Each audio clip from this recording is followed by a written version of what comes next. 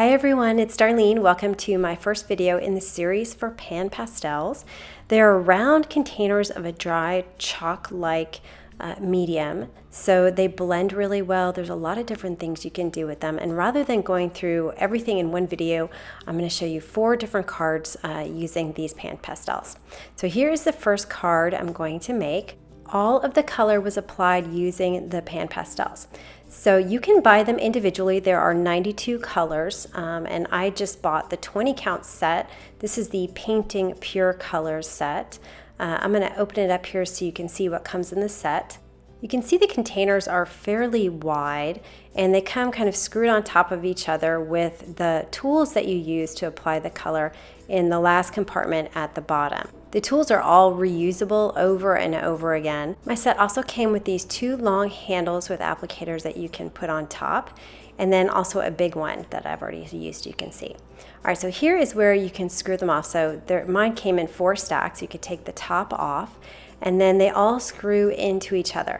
Now, the downside of having a set like this is that I have to unscrew them all to see exactly what colors. You can sort of see them from the side a little bit, but to really get an idea of the colors that you have, you really have to spread them out. Now, you could buy pans like trays where you could put them all in, and I'm sure you could buy covers for all of the different colors so you don't have to do this every time. But for storage reasons, it is kind of nice to be able to stack them all up like this. All right, so here are all the colors. I found that 20 was plenty of colors. Now I'm going to touch this with my finger and you can see how much color just from a little rub of the finger you get. And I'm going to put this on paper and you can see how much actually comes off my finger just from that little bit. So these colors are really intense. They're kind of potent, so you get a lot of really nice color on your cardstock. I'm going to pull 5 rainbow colors out of my set here and get them ready for the card. I'm using this heart stamp from the watercolor set by Tim Holtz.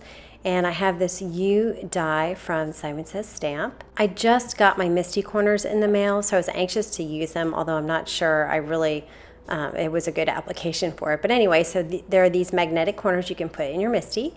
And I'm going to hang this off the bottom of my cardstock, which is why I thought it would be a good idea to use this corner. So I'm just going to position it on some Nina Solar White cardstock. This is just an A2 size.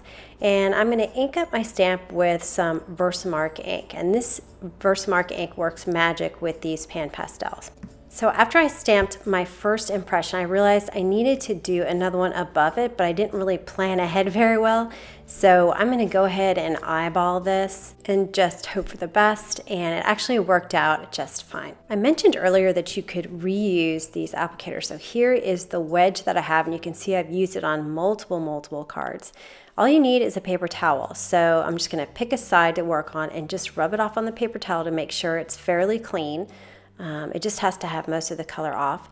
And I'll just barely tap it, just rub it a couple of times, and you can see how much comes up on my applicator here. So I'm going to just run across my hearts, which is just Versamark ink. And you can see that the Versamark ink takes the color of the pastels and just makes it really dark.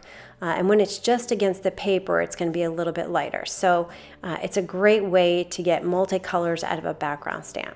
So now I'm going to switch colors, and I just wiped it off on my paper towel. I'm not switching sides at all of this foam applicator. I'm just doing it right directly to the same part that I used on the red. And you can see that there wasn't any red in my orangey container. And the blend of the colors is just fantastic. So these 2 colors blend really well. And now I'll wipe that off on my paper towel. You can see there's still a little bit on my applicator, but when I put it into the new color, there's no contamination whatsoever. And it just picks up the new color, and you can see that it is a bright yellow. You really don't need a lot of color on your applicator, or pastel, I guess I should say, to get a really nice color on your cardstock. And you can see that there is a little bit of chalk that's sort of dusting off the cardstock onto my craft mat. And I'm being careful not to pick that up and put it back onto my cardstock. But you can see how pretty the colors blend, and there's really not a lot of chalk like you might get with some of the other chalks that I've used in the past.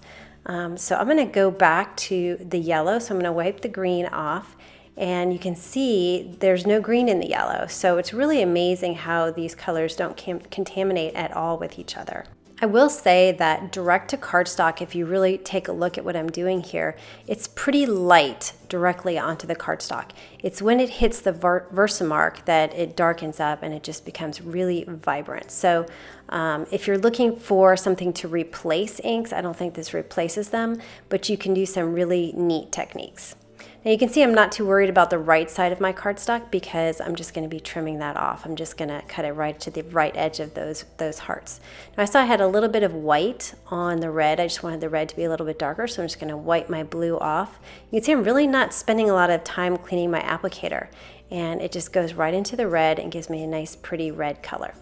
And so that finishes off the coloring. It was really easy to run through all of these, and the blend between each of the colors is just really pretty. Now as far as cleaning up, I'm going to take my paper towel. I just put some water on it, just a little bit, so that I have a damp cloth here. And I just picked it up off my craft mat, and you can see how easily it comes up. It doesn't dust everywhere or anything like that. It just sticks to my paper towel and cleans up really easily. All right, so I trimmed that out, and you're also probably wondering about whether it comes off with your finger, and it doesn't.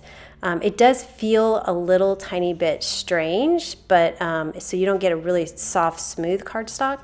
There are fixatives you can use, but I just didn't think I really needed it. All right, now don't freak out, but I'm gonna make a mistake here. Since I didn't make a mistake, surprise. So I can show you how you can erase with these. Now this is just the eraser to my pencil. And I'm just going to go over this, and you can see it completely comes off perfectly. So you can actually erase this medium, which is a huge benefit for a lot of us that end up getting this stuff on the white portions of the cardstock. So I thought that was really cool positive to this medium.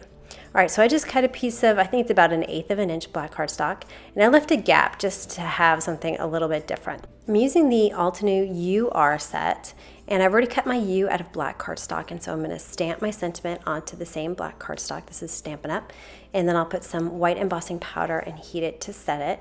I'm going to trim this out and then wing a banner on the right side. Usually I do all of my measurements and pencil marks, but I decided to just cut down the middle and then cut down from either side and see how it turned out. And it actually turned out pretty well. So maybe winging it is really not that bad every once in a while. All right, so I want this to be underneath the U, and I want it to connect to the curve of the Y. So I'm just sort of figuring out where I need to cut my sentiment off, because I don't want the U. Obviously, I already have a U. And so I'm going to kind of put it in front and see, I need to cut off just a little bit more because I want that edge to be hidden underneath the Y. So I cut off a little bit more, and then that looks like it'll do it. So what I'm going to do is take a 2A glue pen, and I'm just going to dot the very edge here. And then I'm going to place my U right on top of that so that it's running parallel to the U. And it can be moved around a little bit. This is just to kind of get it in place so that it's easier to put the whole group onto the cardstock. So I'm going to flip this over with my tweezers and take my 2A glue pen again and just add a bunch of dots on the back of this. And I'm going to place it so that the black cardstock runs through the O and the U. I just want to make sure that my Our Amazing banner is parallel to the bottom of the cardstock. So, it's liquid glue, so you have some time to kind of wiggle it around a little bit until it's in place. And that is the card for today. So it was pretty quick and easy. You can get a really beautiful look with these PanPastels without a lot of effort. So anyway, that's card number 1, and I will be back with card number 2 next week. Hope you enjoyed that, and I will see you next time. Thanks for watching.